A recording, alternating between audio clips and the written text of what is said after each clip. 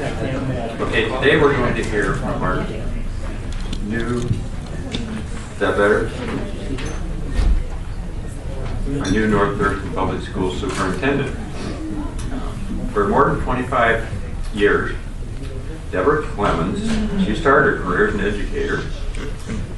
While some careers are planned, Deb's happened by following her passion for service to others. She was intending to become a business major, but after spending a few summers working with high school students as a youth counselor in Wisconsin, she realized she wanted to become a teacher.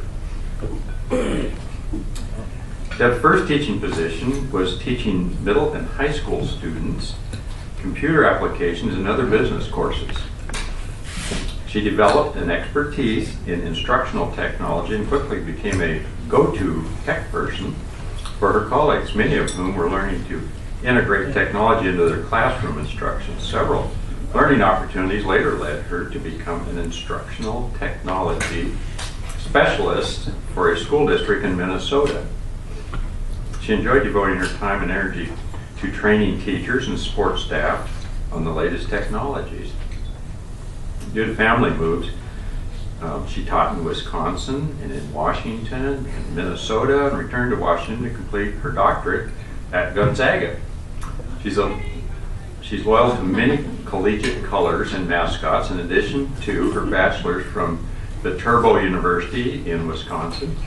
She has an MBA from Gonzaga and administrative credentials as a principal and superintendent from Washington State University.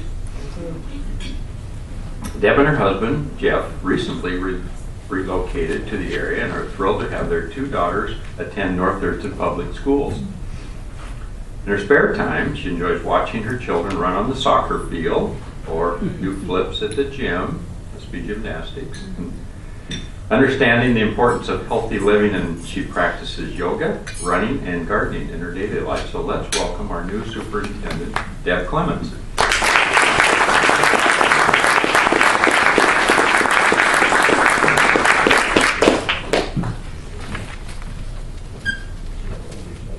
Thank you so much. It's my pleasure to be here today. I know Raj would do an annual update to you about what's going on in the school district. I'm going to see if I can get this to stay. And so we have a work plan presentation that we would like to share with you of work that we're committed to achieving this year. There's a one-page handout at your table that you could reference as a takeaway. You're welcome to take it with you. And wanted to begin by sharing that our district-wide theme this year is Future So Bright. And our commitment is to ensuring a bright future for all of our students, knowing that by partnering with our community, we can make that happen. We have a video that was actually produced locally by one of our business partners, so we'd like to share that with you as we begin.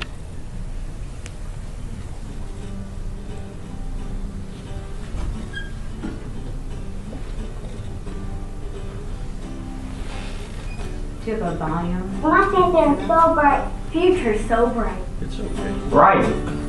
So bright. In North Thurston Public Schools, we know that children are our future. We are working hard every day to ensure a bright future for all our students. We are excellent stewards of district resources and make wise investments in educational programs that result in a huge benefit for kids at all levels. I'm starting kindergarten. I'm going into middle school. I'm starting high school. I'm college and career. We've planned carefully to ensure all our students have a successful start to the school year. We've hired quality staff, provided transition programming for our students, renovated existing facilities, and constructed a new middle school for our growing student population. Our excellent staff is looking forward to welcoming more than 14,660 students for the 2016-17 school year. Sometimes I need help. I'm ready, but a little scared. I hope some of my friends are in my classes. I'm working this summer, but I hope my financial aid comes through. We know that for all our students to succeed in school and life, they need our support. We provide our staff with high-quality professional development so that they are prepared to deliver the best instructional practices using standards-aligned instructional materials to ensure rich learning experiences for all of our students. We know that our students have different needs.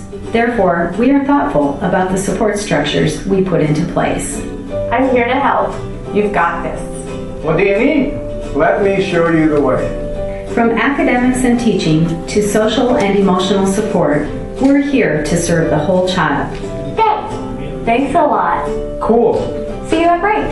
Thanks to our staff, families, and community, our future is bright because the future is so bright for each and every child.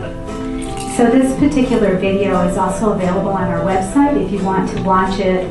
As we close out the credits, we have our students, our calendar that I think is also maybe at the main table that you're welcome to pick up, featured the artwork that our students had created, and then a quote about why they think their future is bright. And we're just happy to recognize our student artists in that particular publication and celebrate their success.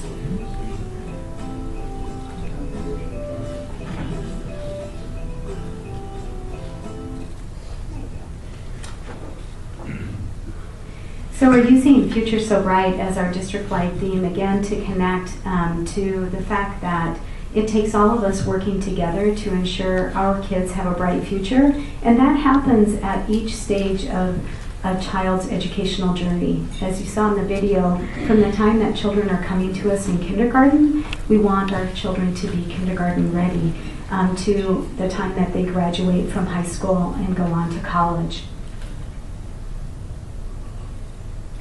So just a few quick facts. We have a new district, I would say brochure. It's a one-page flyer coming out with current information about the demographics of our school district. As you heard in the video, we're a growing school district, and we just opened up Salish Middle School, and that's provided the opportunity for us to restructure all of our middle schools so they're all of equal size. And the boundary changes that we're implementing going into the next 3 years will have all of our high schools at similar size as well. As you may know, one of our high schools had gotten quite a bit larger than the other two, and that created some unused facility space in one of our high schools, and also makes it more challenging for us to have consistent programming across each of the schools. So by implementing those changes, we're ensuring quality programs and equal access to programs at each of the schools. As you can see, we're a very large employer in the region with around 2,000 employees, a large operating budget that we have every year. Of our 5 middle schools, we continue to have Aspire Middle School, which is a magnet school for the performing arts. And then we have one high school of choice, South Sound High School. We're a very diverse community and are proud that we serve 19% of our students are military-connected families. Raise your hand if you currently have a child in the school district, grandchild, or have a spouse or someone who works for the school district. Pretty big impact in our community. So the superintendent's entry plan, it's common for new superintendents to develop a plan to communicate to the community as well as internally about the work that the superintendent's going to do to learn more about the school district. And the entry plan that I created was shared with our board of directors as well as our district's leadership team for feedback. It is aligned to the current strategic plan. So you can see on this chart, this document, this diagram here, that is the current strategic plan for the school district, and it has identified and shows in the picture that student learning is really the center of all that we do. Of course, we need to have efficient operations and be fiscally responsible. We need to engage with our community, and then there are a couple of key core subject areas that we've been striving to make sure that the programs that we provide are aligned to the new standards because our students are expected to perform well on those assessments. So the superintendent's entry plan is about a 9-page document. It's up on our website, and one of the things that I've been doing that is a part of the entry plan is meeting with members throughout our community and really getting to know our community and hear from community members about what they think is going well in our school district, what could improve, and their suggestions for improvement. We've done 3 community conversations that we hosted at the library. We hosted one out at Forza. We had one at the district office at different times during one was in the morning, one was at lunch, one was in the evening.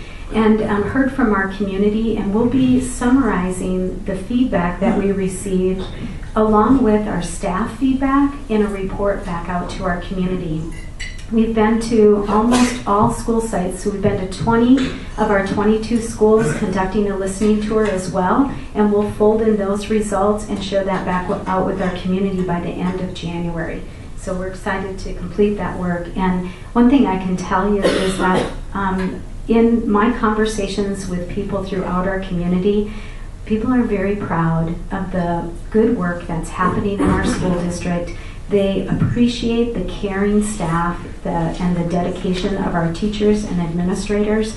They feel that their children are safe when they go to school, and they feel that their children are receiving a high quality education. And that has been echoed throughout the community with all of the people that I've been meeting with.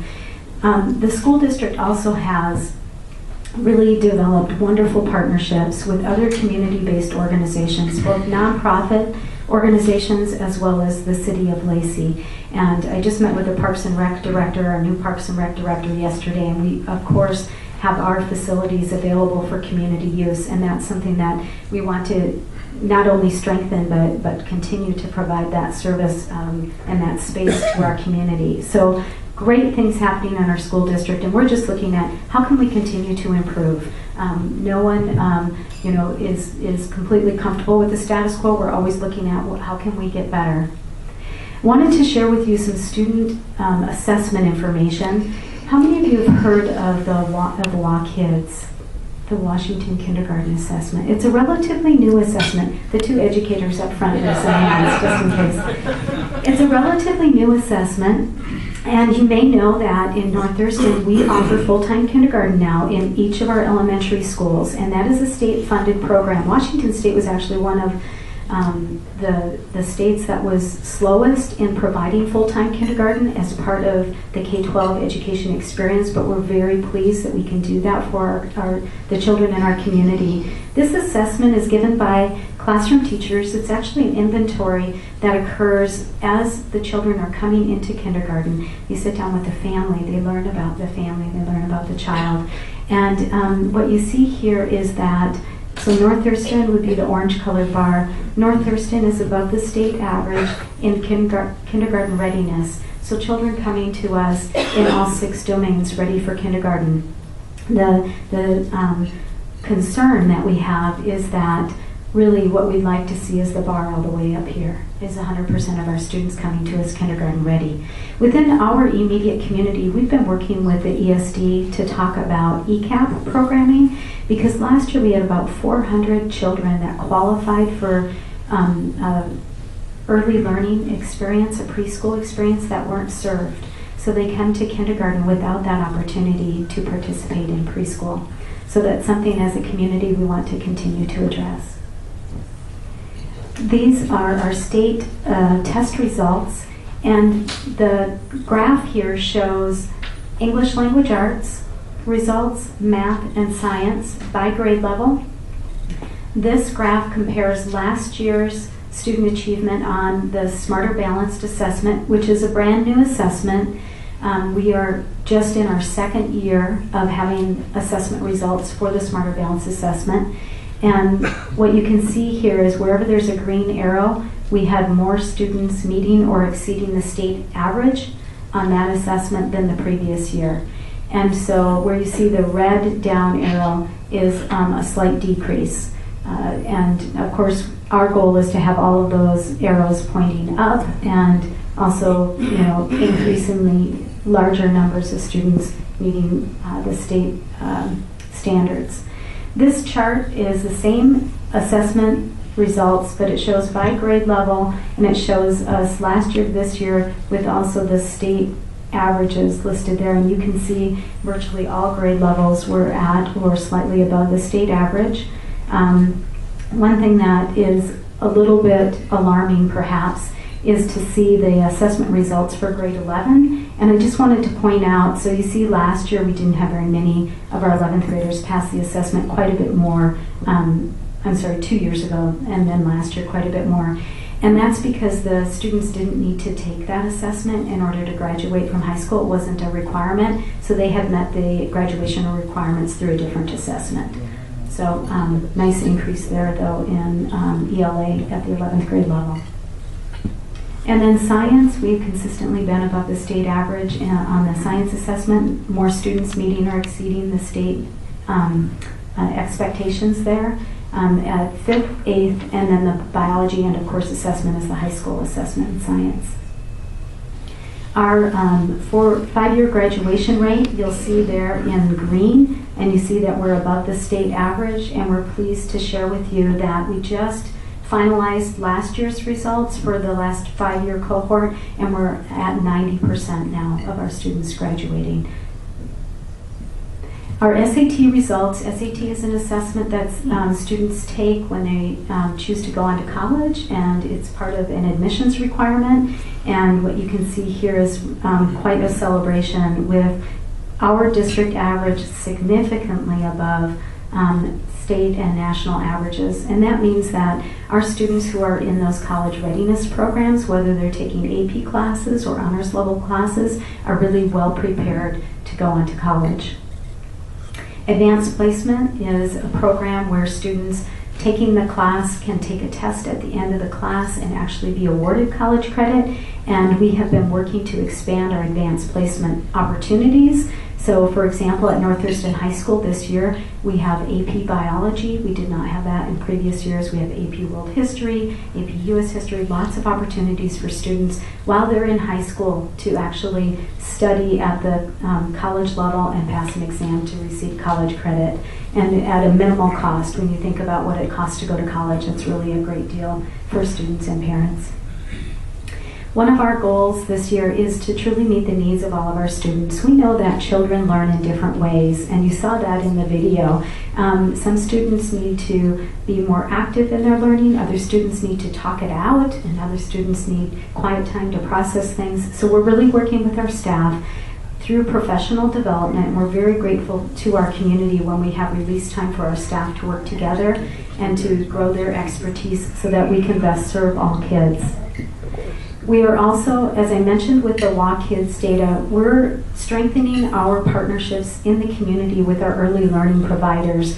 We really need more of our children coming to us kindergarten ready. When children come behind, it takes so much longer to catch them up than if they come ready on day one for kindergarten. So we're working with early learning providers. Our Family Partnership Center works with families specifically that have children that are developmentally delayed to help them prepare their children.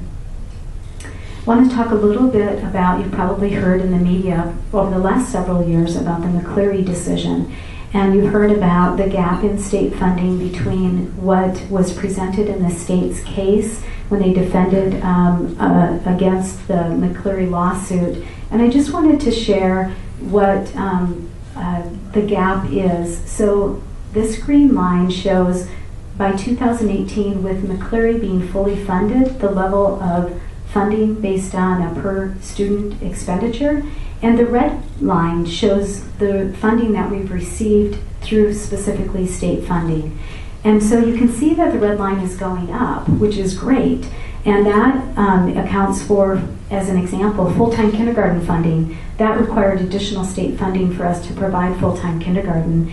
But the gap is still pretty big. And in 2018, the levy cliff will come into play. And what that means is that with the state fully funding K-12 education, they're reducing the local levy authority of school districts. We've had great support from our community. They have supported our local levies, but this decrease that you see here in 2018 of 6.6 million, that's based on that levy cliff because the state thought that they would be closer to hitting this target than they are.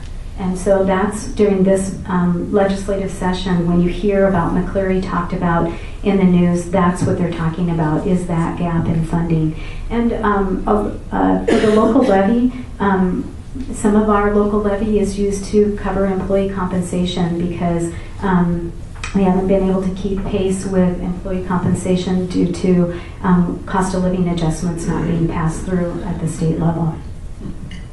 So I want to share some great news about our facility improvements and expansion. You saw in the video the picture of Salish Middle School. It's a beautiful new school. Raise your hand if you've driven by Salish Middle School.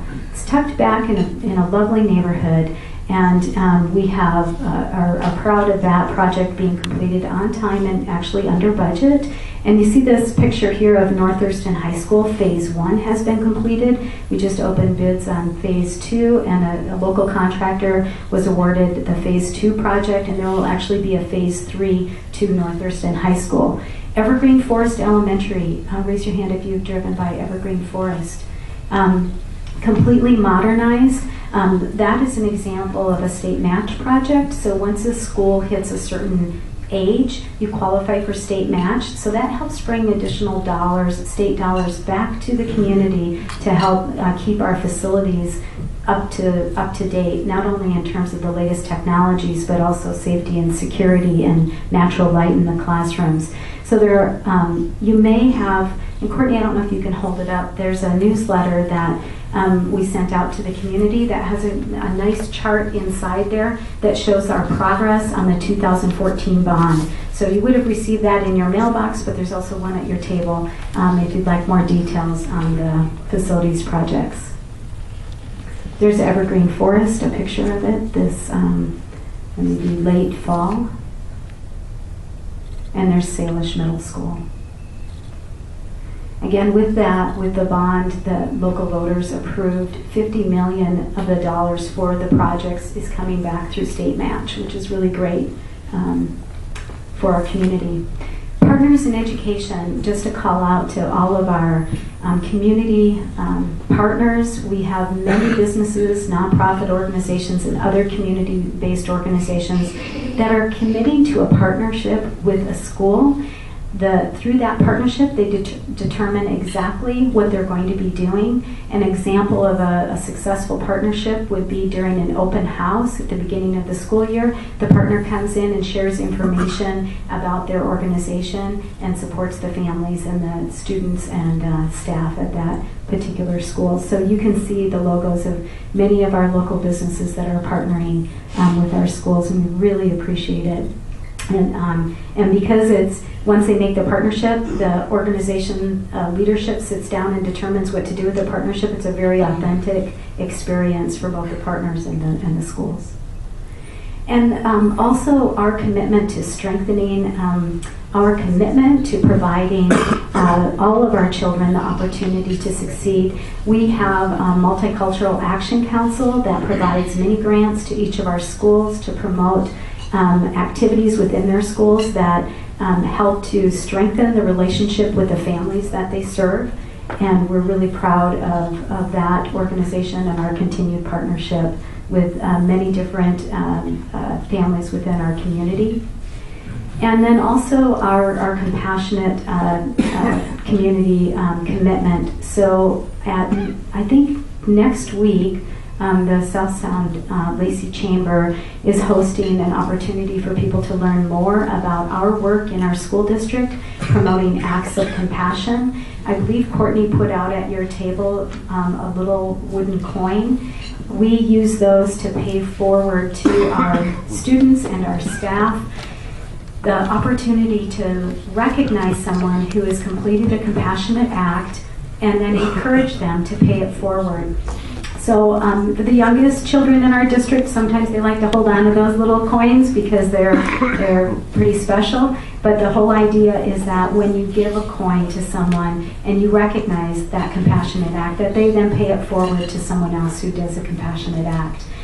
We also recognize our teachers or any staff member. They're nominated monthly, and so we have a special recognition coming up on Monday where we're going to recognize a staff member who has been nominated by their peers for being a very compassionate person toward others, and we have a theme each month. And as I mentioned, next week we'll be sharing more about how we promote compassionate acts throughout our school district. One of the things and reasons why I wanted to become the superintendent of North Thurston Public Schools is because of the trusting work culture that is foundational to the school district, and how we recognize and support compassionate acts throughout our school district is a big part of that. So I already mentioned that we're completing a listening tour at each of our schools. I'm wrapping that up next week. The superintendent's entry plan report will be coming out by the end of January, which isn't too far away when you consider we take a break, midwinter break coming up here pretty soon. And just a reminder that we annually survey everyone in our community, has the opportunity to participate in a survey. So even if you didn't have an opportunity to attend one of the community conversations, we'll be surveying all of our parents, staff, and community members again later this winter, early spring. So we want to hear from our community about how we're doing and if we're in any way off target, how we need to improve.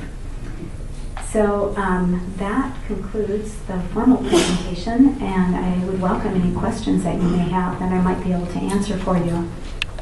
As I listened to you, you talked about improvement about 20 different times. I'd like to offer this opportunity for you to improve yourself. Go Kiwanis and do it for me. Thank you.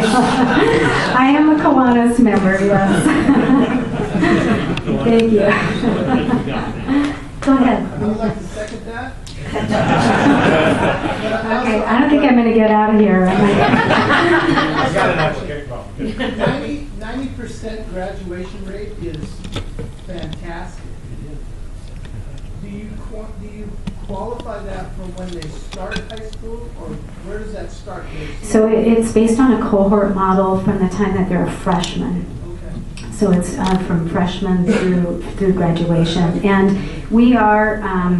When you get to identifying the last 10%, I just want to share about the great work that's been happening in the district. We have graduation specialists that are working at each of our schools, really trying to identify as soon as a student, if they fail one class their freshman year, they are at risk of not graduating. And so how can we make sure that we have opportunities if a student, it could be a family crisis or something that happens and they get off track, and how do we get them back on track? And either through summer school programs, extended learning opportunities, or really individualizing and working with the student, we try to help them get back on track to graduate. Because we know, in today's workforce, some sort of post-secondary education does not have to be a four-year degree, is really required. The job skills that employers want require students to come to them with some training beyond high school. So high school graduation, high school diploma is minimum for our kids today. So we need to make sure that we provide them the support to make that happen. Go ahead. What are the disturbing numbers in your way with 43% of the students were in poverty? How does that affect the ability to? So the question is that we have 43% of our students at or below the national poverty level, and that information is based on our free and reduced lunch application. So we believe it's fairly accurate. It's possible it's a little bit underrepresented because at the high school level, oftentimes students do not want to complete the application. So it's actually possibly higher than that. So how do we work to make up for that difference? We have a couple of programs that are grant-funded programs that we work with partner organizations to provide after-school programming for students that are latchkey programs. So working with Together as an example, in I believe 3 of our schools we have after-school programs that are free to students who have been identified for those programs. Of course, providing nutritious meals, both breakfast and lunch, at our school site is very important. We partner with other organizations to ensure that children have access to immunizations, that they have, we have about 700, I believe, Karen, homeless families or homeless children right now. And so we have a homeless liaison that works in the district and ensures we receive gifts from the community, clothing. We have a partnership with St. Mark's. They have a washer and dryer, a couple of them available, where families can get basically a referral to go use the washer and dryer services there so they have clean clothes. So there are backpacks that with Thurston County Food Bank, backpacks of food that go home to children that have food security issues. So there are lots of wraparound services that are provided not necessarily because the school district is funding it, but because through community partnerships, we're making it available to our families. Some of your charts had the school year 215 to 216 and so on, but some of them didn't, where it was comparing, some of them it said like 215 or 216. What school year was it?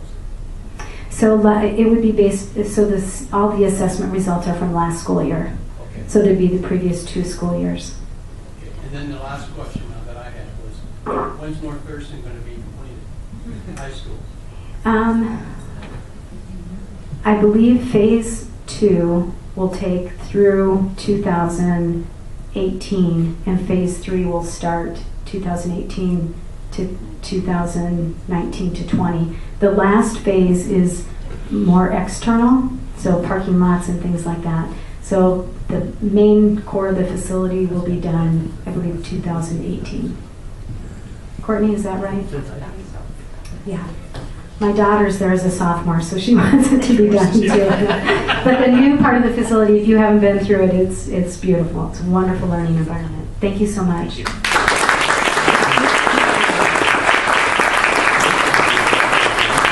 Thank you very much for the presentation, but also welcome to the community on behalf of Lacey Rotary. As part of our tradition, instead of giving you a little gift for speaking, we donate a book in your name to the South Sound Reading Foundation. So if you could take this back to your seat and just sign that for us, we will see that they get it. Thank you very much. Oh, I'm sorry. The title of the book is Don't let the pigeon drive the bus. Don't let, closest I could get to a school.